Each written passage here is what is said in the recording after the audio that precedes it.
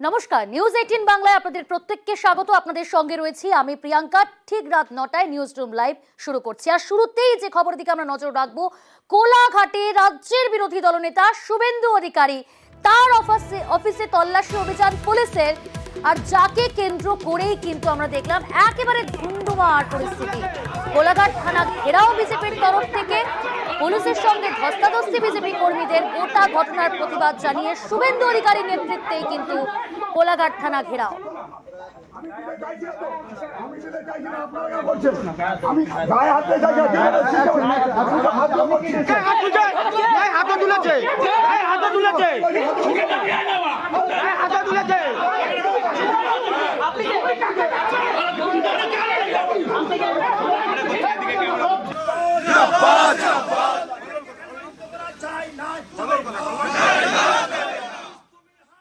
একেবারে সরাসরি আমাদের সঙ্গে রয়েছে আমাদের প্রতিনিধি সুজিত। সুজিত, তোমার কাছ থেকে জানার চেষ্টা করব, কেন শুভেন্দু অধিকারীর অফিসে এই তল্লাশি?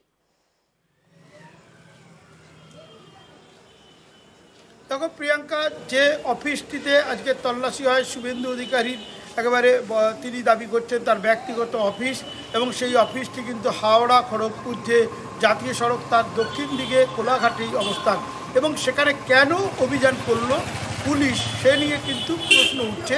যদিও পুলিশের তরফে এখন কোনো কথা জানানো হয়নি, তবে সূত্র মারফত কোনো খবর জানার পরই তারা কিন্তু, যেহেতু নির্বাচন আজ 3 দিন মধ্যে রয়েছে, 25 তারিখ ভোট রয়েছে প্রিয়াঙ্কা, সে কারণে এই জেলার ভোট গুরুত্বপূর্ণ দুটি কেন্দ্র তমলুক এবং কাঁথি, সেখানে কিনা এই পুলিশের যে তল্লাশি, কোলাঘাটে রাস্তার উপর তল্লাশি দিনই চলছে গত 2.5 মাস। কিন্তু আচমকাই আজকে যেটা দেখা গেল, শুভেন্দু অধিকারীর যে ব্যক্তিগত অফিসে সেখানে কিন্তু ঢুকেছেন, এবং সেখানে ঢোকার পথে যখন তার কর্মীরা বাধা দেন, যখন যোগাযোগ করেন শুভেন্দু অধিকারীর সঙ্গে, তখন তিনি দাবি করেন যে এভাবে ঢোকা যায় না অফিসে।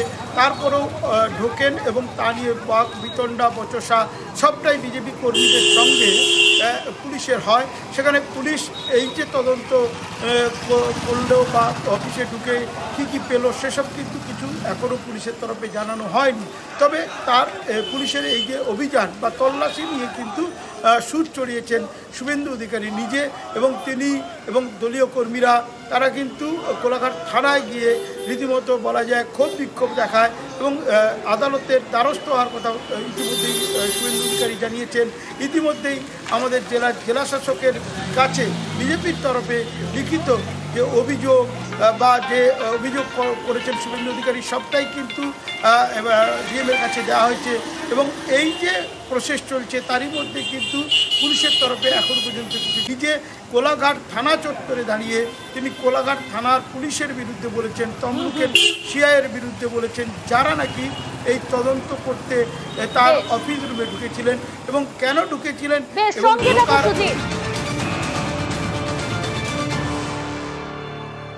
এদিকে শুভেন্দু অধিকারীর অফিসে ঢোকায় নিষেধাজ্ঞা, হাইকোর্ট থেকে রক্ষা কবচ শুভেন্দুর। অনুমতি ছাড়া অফিসে তল্লাশি নয়, নির্দেশ বিচারপতি রাজাশেখর মান্থার। এবং দাবি করছেন শুভেন্দু অধিকারী নিজেই।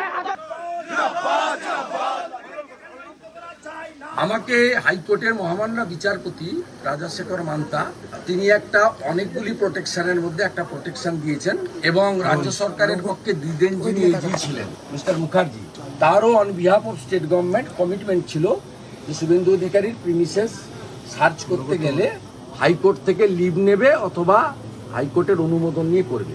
আমার উপস্থিতি বা আমার অনুমোদিত লোকের উপস্থিতি ছাড়া আপনি সার্চ করতে পারেন? আপনি যদি দুটো ভাঙা বন্দুক রেখে দেন, কিছু টাকা সেখানে রেখে দেন, আপনি যদি জাল নোট, হেরোইন, ড্রাগের কিছু বেআইনি জিনিস রেখে দেন, তার দায়িত্ব কে নেবে? এবং আপনারা আমাকে ফাঁসাবেন, এটা পারেন না। Natural justice 226। আরো জানবো, রয়েছে আমাদের সঙ্গে সরাসরি আমাদের প্রতিনিধি সুজিত। সুজিত, শুভেন্দুর অফিসে ঢোকায় কি রক্ষা কবচ ছিল?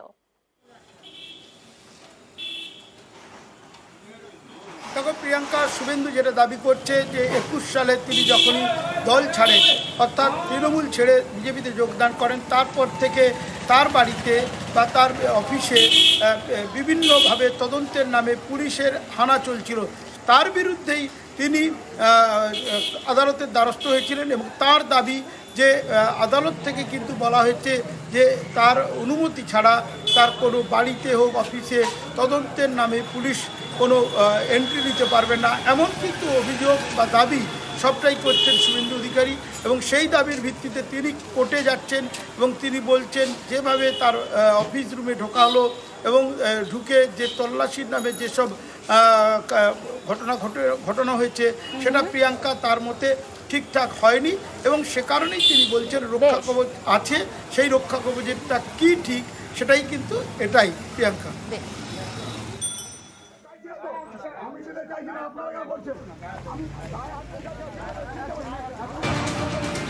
এদিকে হাইকোর্টের মামলার হুঁশিয়ারি রাজ্যের বিরোধী দলনেতার, অফিসে তল্লাশির প্রতিবাদে মামলা, তল্লাশিতে আসা পুলিশ অফিসারদের সাসপেন্ড করার দাবি শুভেন্দু অধিকারী।